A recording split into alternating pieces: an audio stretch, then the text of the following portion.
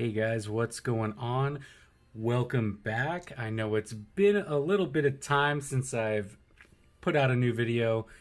Thank you guys for bearing with me. There's been some quite a bit of changes lately, so thanks for sticking with me. But here we go. I got just a quick overview for you. Not going to be like a full review or anything, just like a quick, like a sneak peek, I guess.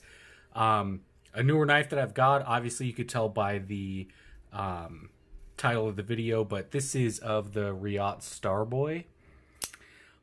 Very nice.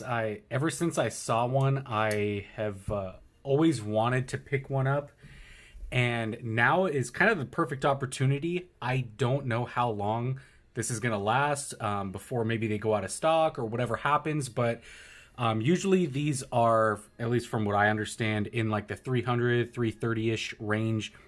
Maybe a little bit more depending if you get the hand rubbed satin version. I'm not 100% on that, but right now on Blade HQ they're on sale for $199 plus tax. So I feel like this is the perfect opportunity to pick one up. That's why I did. So if you've wanted a Reate knife, but they've always kind of been just outside your range, I would say this is the perfect chance to pick one up and kind of see for yourself what they're all about. It's what I did, so I think it's perfect. Again, like I said, the Starboy is a model that as soon as I saw it, I knew I wanted to have it. And just happened now is the perfect time, so I just pulled the trigger. For $200, I feel like what you're getting is an incredible value. So if you were even remotely thinking about it, I would just get it. I mean, you don't even have to watch the rest of the video. Just go and order it. Who knows how many they have left in stock? I don't know. So I would say take advantage immediately. So before you even go any more in this video, just go to Blade HQ and order it if you have the resources to do so. But moving forward, just getting a couple quick specs out of the way. It's got a 3¼ inch blade length. The cutting edge is 3 inches because it's got this little bit of choil right here. The blade width is 1 1/8 inches. Blade thickness is 0.15. So it's a little bit of a thick boy as far as the blade thickness. Not so much this, but it's pretty thick for what it is. Blade steel is RWL 34, which I believe is the Damasteel equivalent of CPM 154. I feel like maybe some people are going to scoff at that a little bit, kind of like, you know, we're all blade snobs from time to time. But a knife that, you know, usually is worth just north of $300, and you're seeing it, you know, basically with CPM 154 or RWL 34. Some of you might look down on that. That's up to your personal preferences. I don't blame you for that. For me, the reason I like this is A, the design, B is, and I didn't know this before, obviously, because I have never had one, but the build quality. So that's going to be the huge determining factor, and I hope you know, a little bit of what I say can kind of turn you guys on to at least opening your mind on something like this a little bit more. Blade style technically is listed at clip. Yeah, I would pretty much agree with that. There's no like huge upsweep on this portion here, but I mean, if you look at it, by definition, it's a clip point.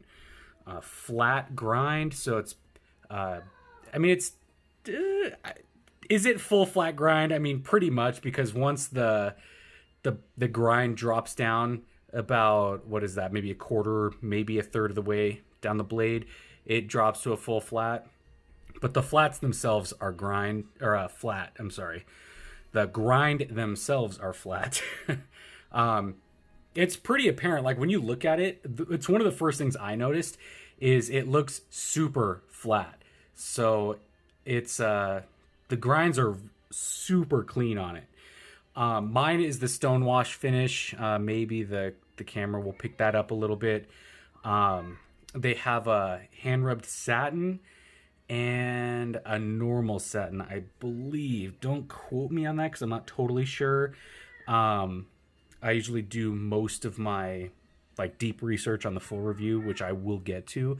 But yeah, Stonewash is looking really nice. It's kind of like a medium, maybe like a medium heavy Stonewash.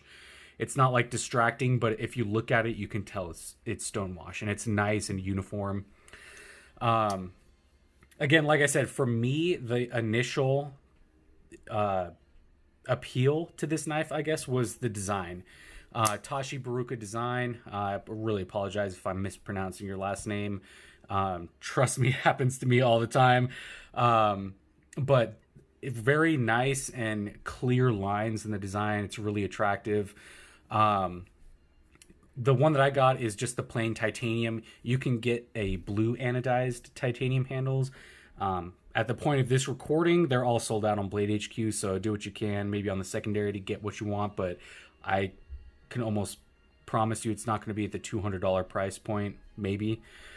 Um, Other than that, it's got the 3D sculpted titanium pocket clip, which is awesome. Uh, Obviously, it's a frame lock. It's got the stainless steel insert, which doubles as a over travel stop. You can probably see it in there. Yeah, it's not an integral, so I know this has been probably called out like a bajillion different times, but it's like a faux integral. It's two different pieces. You can see it there. It lines up pretty damn well, so it at first glance you might think it looks like an integral. Two separate pieces though, which I don't mind.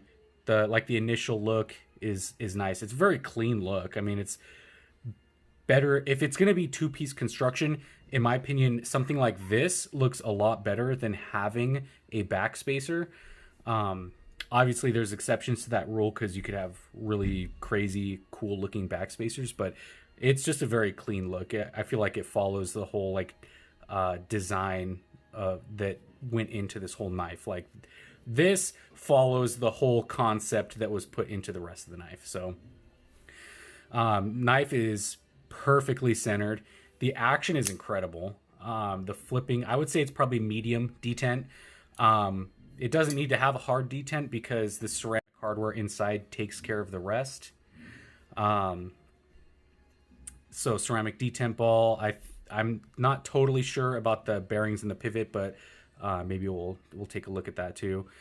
Yeah, this is. I've had a couple days with it. I know I've been a little backed up, so I haven't done like unboxings like I typically do. But the maybe about a week that I've had this, I've completely fallen in love with it.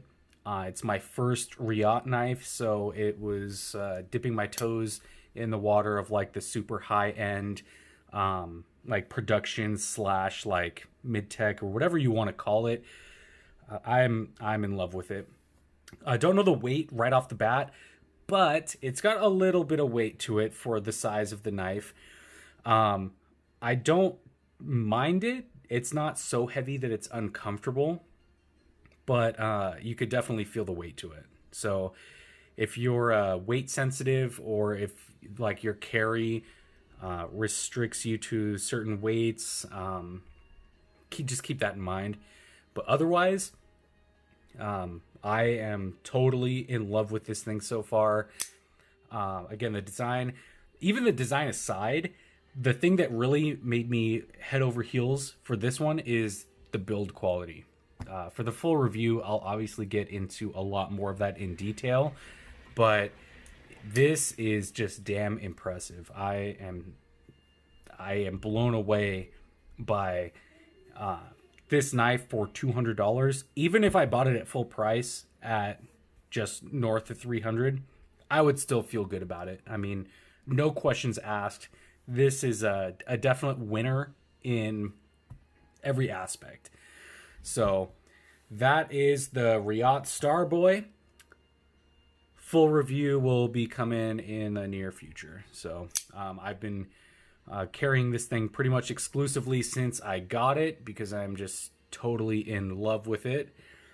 So yeah, we will see this thing again probably very soon on the channel. So thank you guys for stopping by. Subscribe to stay up to date on all the latest. We'll definitely start pumping out videos more regularly now. And hit the link in the bottom for my Instagram. There you can just follow the day-to-day, behind the scenes kind of stuff. So yeah, thank you guys for stopping by. We'll see you on the next video. Thank you.